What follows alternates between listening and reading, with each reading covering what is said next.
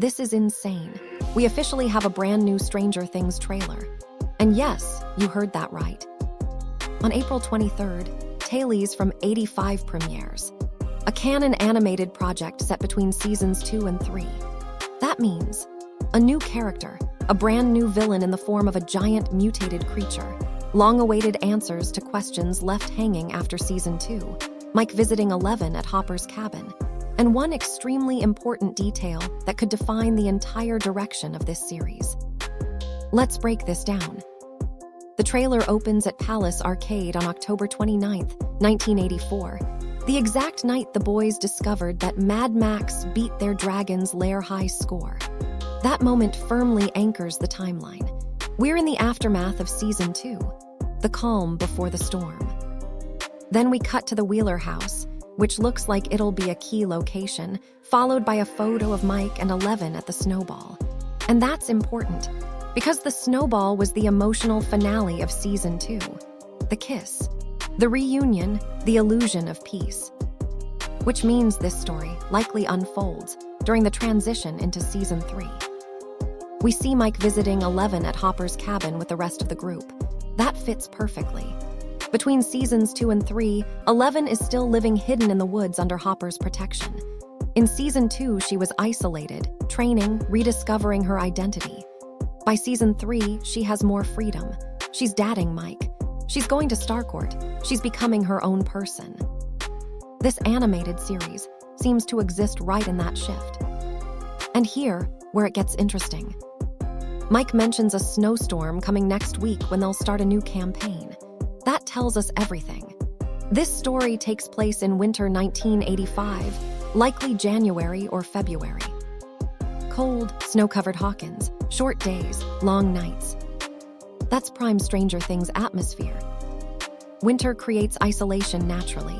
It limits movement. It traps people indoors. It builds tension without needing explosions or mall-sized chaos. This setting feels darker, more intimate, more dangerous. The perfect environment for something to grow unnoticed beneath the surface.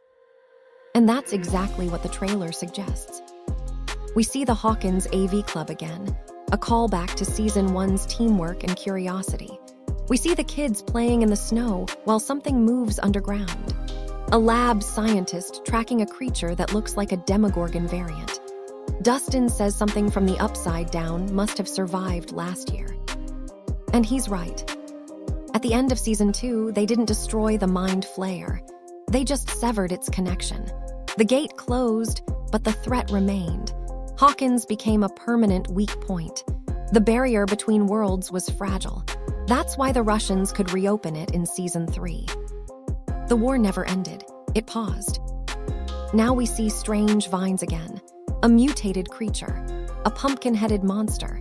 That pumpkin detail isn't random. It connects directly to season 2's rotting fields, the first visible sign of the tunnels spreading underground. Back then, the contamination drained life from the soil. Now, it looks like that corruption evolved. It adapted. The Upside Down isn't static. It regenerates, it learns. And because this is animated, the creators have full freedom to design monsters far beyond live-action limits. The style blends 80s cartoon energy, the real Ghostbusters, Beetlejuice with the dynamic intensity of Arcane and Into the Spider-Verse. Stylized, kinetic, slightly surreal. We also meet a new character, Nikki, a purple-haired boy. But here's the mystery.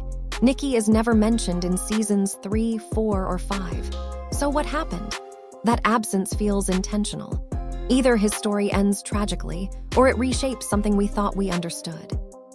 Then comes the big reveal. A massive spider-like creature, tentacles attacking Steve and Dustin's car.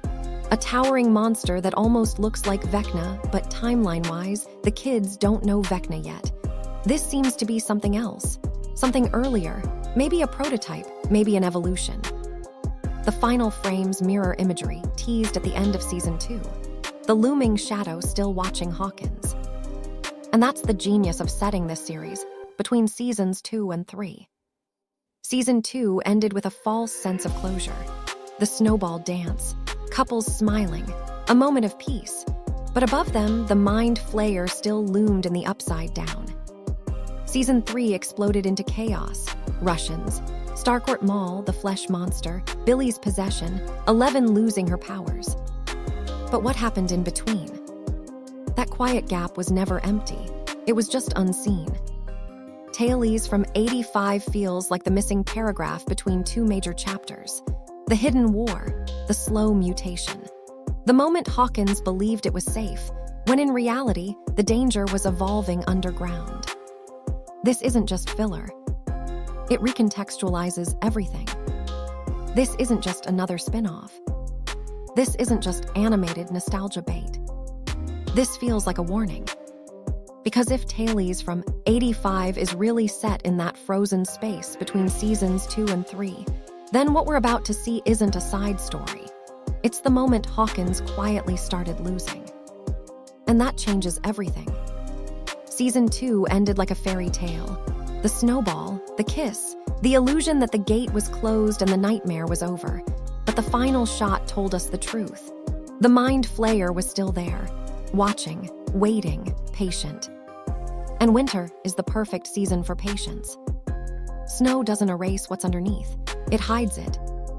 That's the energy this series is leaning into. Not explosive chaos like Starcourt, not large-scale destruction like Season 4, but something colder, slower, more surgical. The kind of horror that grows under your feet while you're laughing inside with your friends. Think about it. January 1985. Hawkins is exhausted. The town believes the worst is behind them. The tunnels were burned. The gate was sealed. Will survived. 11 is home. The group is finally together. But trauma doesn't disappear just because the snow falls. And neither does evil. The Upside Down has always behaved like a living organism. It spreads. It infects. It adapts. In Season 2, we saw roots stretching beneath Hawkins like veins. In Tales from 85, those veins look mutated, corrupted, evolving into something new. That pumpkin-headed creature isn't just visual horror. It's symbolic. Back in Season 2, the rotting pumpkins were the first visible sign that the infection had taken hold underground. Now that same contamination seems to have fused with Hawkins itself, as if the town and the Upside Down have begun blending in ways we haven't fully understood yet. That's darker than any jump scare, because it means Hawkins isn't just a battleground. It's becoming a host.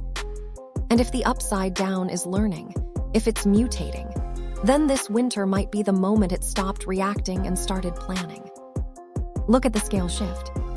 Season 1, a missing boy. Season 2, a possession.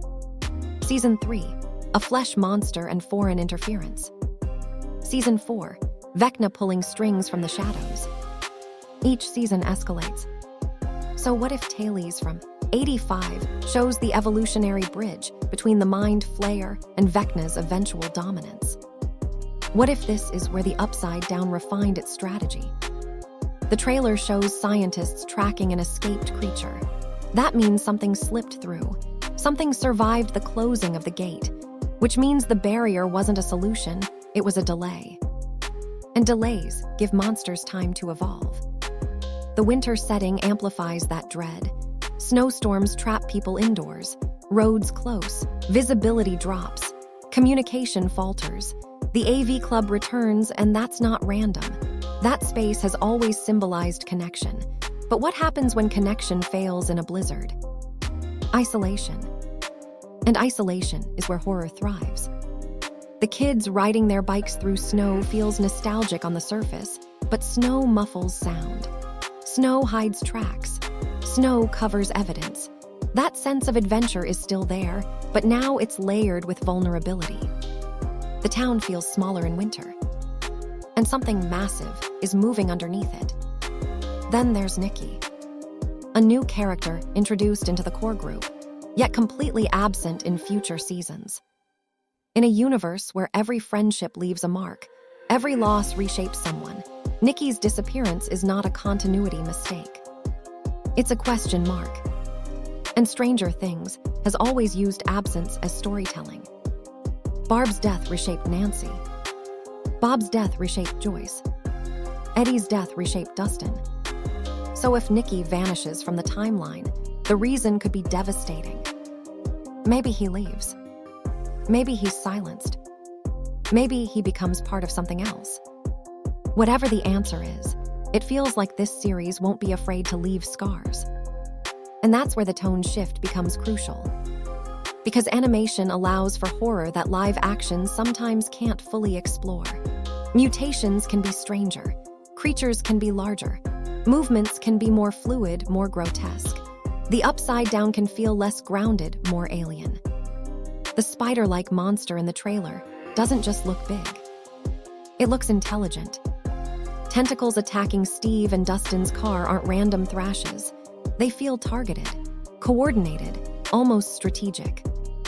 Which brings us to the biggest underlying question.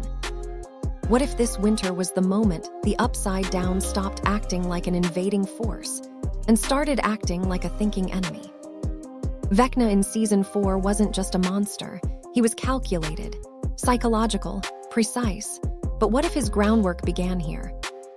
What if Tales from 85 reveals that the Mind Flayer's retreat wasn't a loss? It was reconnaissance. The final shot of Season 2 showed it looming over the snowball, watching the kids dance, studying them. And this animated series feels like the study phase.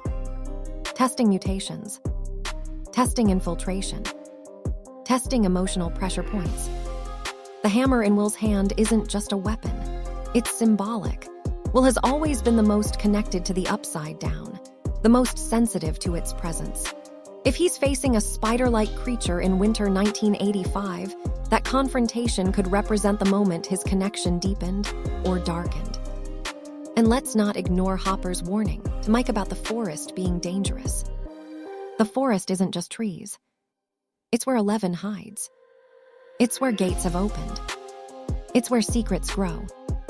And in winter, forests become skeletal, bare, exposed, no leaves to hide what's watching. This series has the opportunity to redefine how we interpret Season 3. Because what if the chaos at Starcourt wasn't sudden? What if it was the result of months of unseen mutation? What if the flesh monster wasn't innovation, but iteration? Tales from 85 could show us that Hawkins was already compromised long before fireworks exploded above the mall.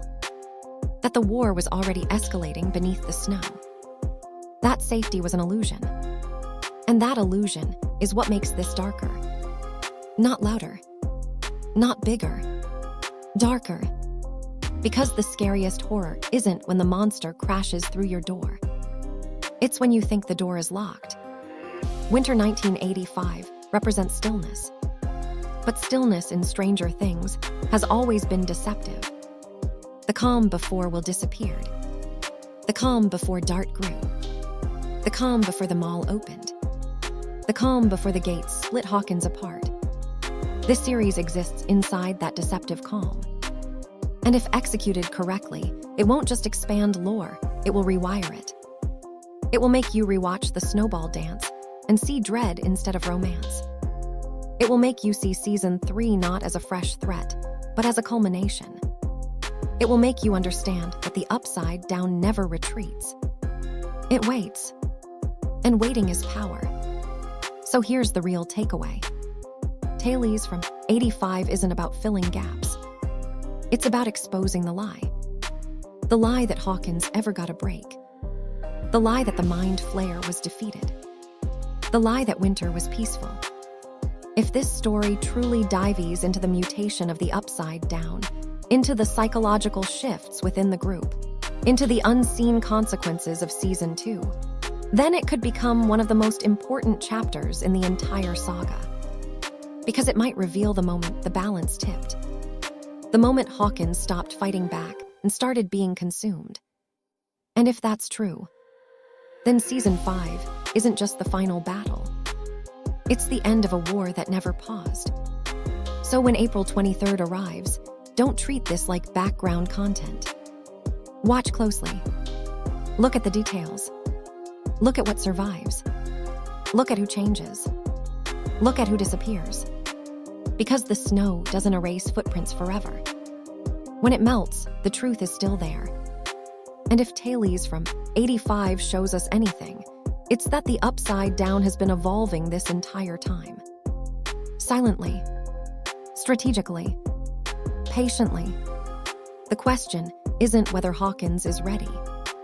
The question is whether we are. So if you're a Stranger Things fan, a timeline analyst, a theory builder, a detail hunter, this is your moment. Rewatch the final scene of Season 2. Study the pumpkin fields.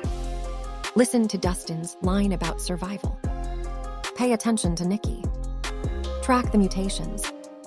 Compare the winter tone to the mall chaos. Connect the evolution dots. Because this might be the chapter that reframes the entire mythology. And when Season 5 finally drops, you don't want to realize you missed the warning signs buried in the snow. Winter 1985 wasn't quiet. It was preparation. And the Upside Down has never been more patient. April 23rd. Turn off the lights. Turn up the volume. Watch the snow fall. And remember, the cold isn't empty. It's waiting. It shows that the fall of Hawkins didn't start in Season 3. It started the moment the Mind Flayer survived.